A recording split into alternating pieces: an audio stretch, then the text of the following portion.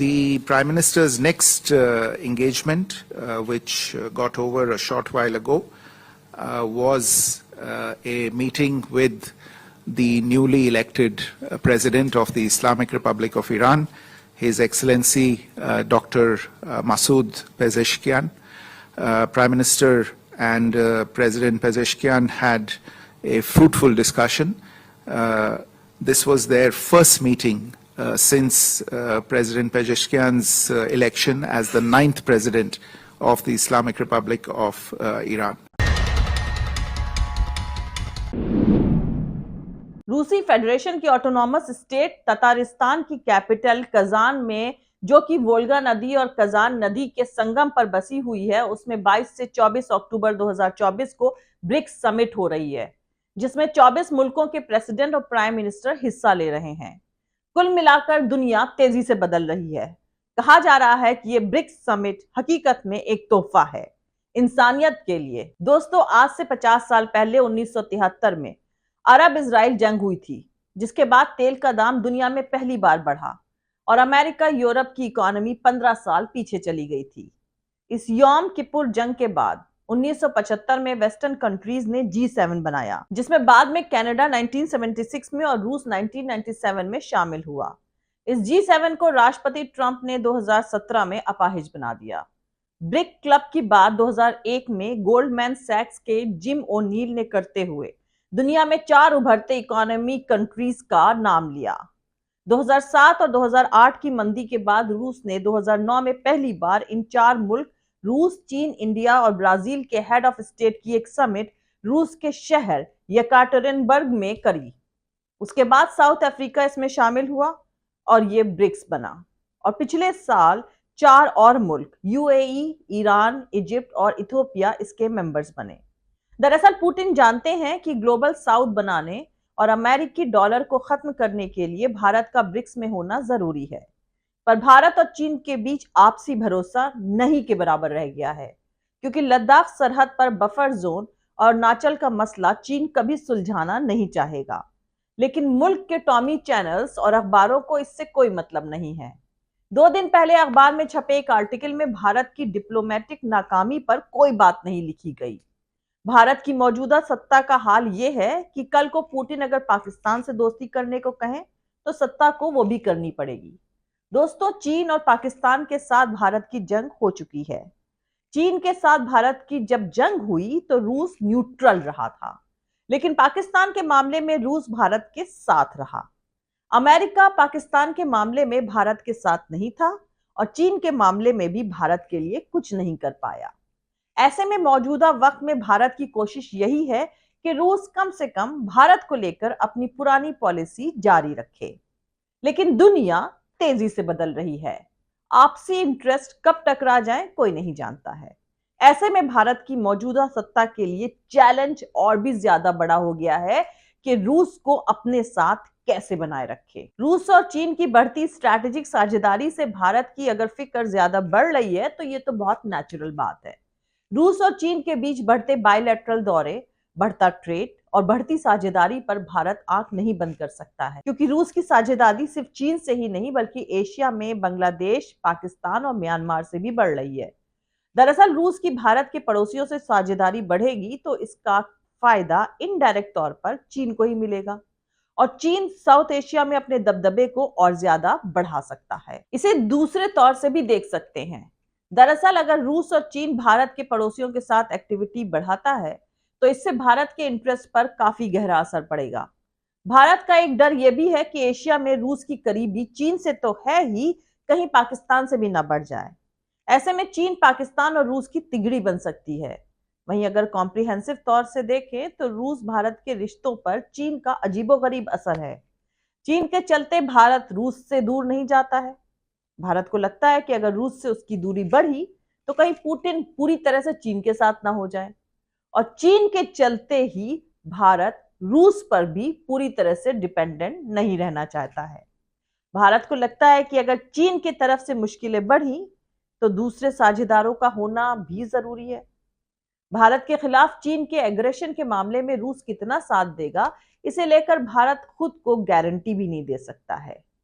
और दोस्तों, ये सब मैं इसलिए बता रही हूं क्योंकि रूस के कजान में ब्रिक्स समिट शुरू हो चुकी है।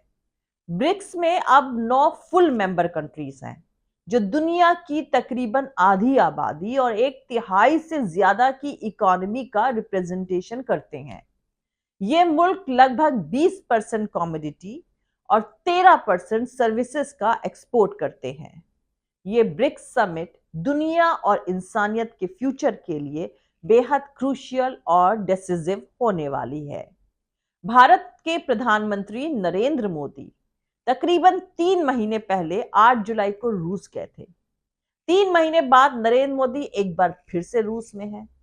इस बार पीएम मोदी इसी ब्रिक्स समिट में शामिल होने गए हैं। भारत के लिए रूस कितना अहम है, ये इस बात से भी पता चलता है कि मोदी इस साल 2 बार रूस जा चुके हैं।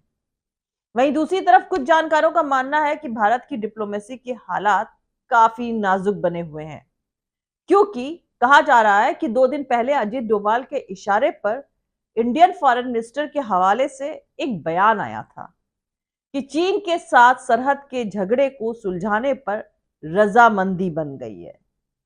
उसके बाद सारे चैनल्स और टॉमी मीडिया को इसे छापने का हुक्म दे दिया गया और छपा भी, लेकिन किसी द सो कॉल्ड जर्नलिस्ट ने चीन का साइड जानने की कोशिश तक नहीं करी।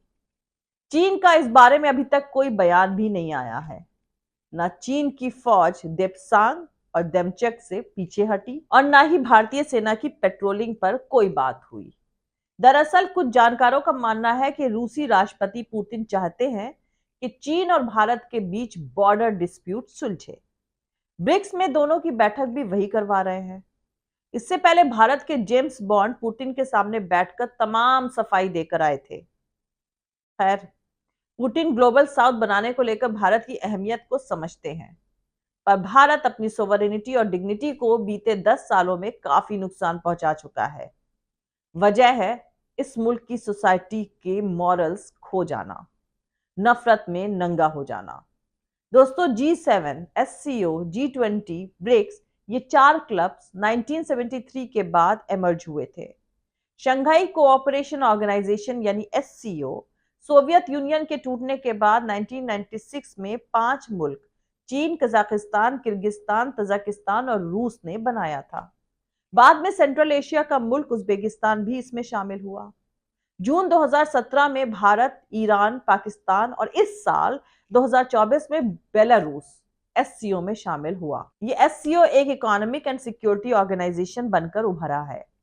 वहीं G20 क्लब 1999 में बना, जिसमें सभी मेंबर मुल्कों के फाइनेंस मिनिस्टर आपस में मिलते थे और इकोनॉमी को मजबूत बनाने की बात करते थे।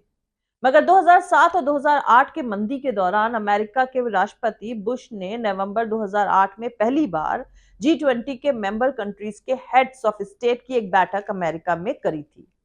2008 के बाद G20 एक इंटरनेशनल इकोनॉमिक कोऑपरेशन बनकर उभरा और इस क्लब का हर साल एक समिट होता है। मगर 22 फरवरी 2022 में रूस यूक्रेन जंग के बाद G20 क्लब की अहमियत खत्म होती जा रही है। वहीं ब्रिक क्लब की बात 2001 में गोल्डमैन सैक्स के जिम ओ'नील ने करी थी। वहीं डॉक्टर मनमोहन सिंह की सलाह पर ब्रिक्स मुल्कों ने 2015 में एक bank, new development bank NDB खोला, जिसका हेड ऑफिस बीजिंग में है। दूसरा institution contingent reserve arrangement CRA भी बना, ताकि IMF और वर्ल्ड बैंक से कॉम्पीट कर सके। पिछले 15 सालों में ब्रिक्स प्लस मुल्क दुनिया में वेस्टर्न कंट्रीज के लिए जियो पॉलिटिकल और जियो इकोनॉमिक्स काउंटरवेट हो गए हैं। दोस्तों, पिछले 4 सालों में कई वेस्टर्न एनालिस्ट और ऑफिशियल्स ने भारत की फॉरेन पॉलिसी की चॉइसेस, खासकर रूस के साथ उसके रिश्तों पर प्रोटेक्शन देने के लिए चीन कार्ड का इस्तेमाल किया है। भालू और ड्रैगन आज एक एंटिटी है। अभी तक यही नैरेटिव रहा है। बाइडेन एडमिनिस्ट्रेशन में डेप्यूटी NCA दलीप सिंह ने यूक्रेन जंग के कुछ हफ्ते बाद अप्रैल 2022 में कहा था कि अगर चीन ने LAC का वायलेशन किया तो रूस भारत की मदद के लिए नहीं आएगा। इस साल जुलाई में मोदी के मॉस्को दौरे के बाद बाइडेन के NSA जैक सुलिवन ने कहा था कि भारत के लिए लॉन्ग टर्म और रिलायबल भागीदार के तौर पर रूस पर कोई भी दाव अच्छा दाव नहीं होगा। रूस चीन के करीब होता जा रहा है। दरअसल वो चीन का जूनियर पार्टनर बनता जा रहा है और इस तरह वो हफ्ते के किसी भी दिन भारत के मामले में चीन का साइड लेगा। और सुलिवन ने इसके कई एग्जाम्पल्स भी दिए। पर दिलचस्प बात यह है कि भारत और चीन की तरफ से एलएसी पर सरहद गश्ती समझौते के ऐलान के कुछ दिनों बाद पुतिन की मेजबानी में ब्रिक्स समिट के मौके पर रूस में मोदी और शी जिनपिंग आज बायलैटरल टॉक्स कर रहे हैं, जो कि 5 सालों में उनकी पहली मुलाकात होगी।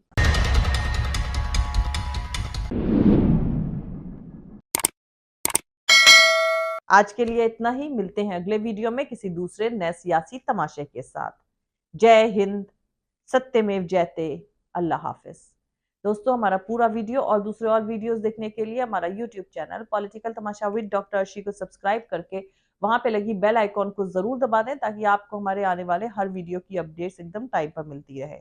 और दोस्तों, अगर आपको हमारे वीडियोस इन्फॉर्मेटिव लगते हैं, अगर आपको हमारा काम पसंद आता है, तो फिर आप अपने इस चैनल को सपोर्ट कर सकते हैं, इसके पेट्रॉन बन करके या फिर इसकी मेंबरशिप लेकर के, या फिर दोनों ही तरीके से। पेट्रॉन बनने का लिंक मैंने इसी वीडियो के डिस्क्रिप्शन में डाल दिया है और मेंबरशिप लेने का लिंक भी अलग से इसी वीडियो के डिस्क्रिप्शन में डाल दिया गया है, जिस पर क्लिक करके आप अपने इस चैनल के पेट्रॉन बन सकते हैं या फिर इसकी मेंबरशिप ले सकते हैं। और आप हमें फॉलो भी कर सकते हैं हमारे ट्विटर यानी एक्स पर, हमारे फेसबुक पेज पर, हमारे इंस्टाग्राम पर। मेरा ट्विटर यानी एक्स हैंडल है @अर्शी अजीज खान। Thank you. मिलते हैं अगले वीडियो में।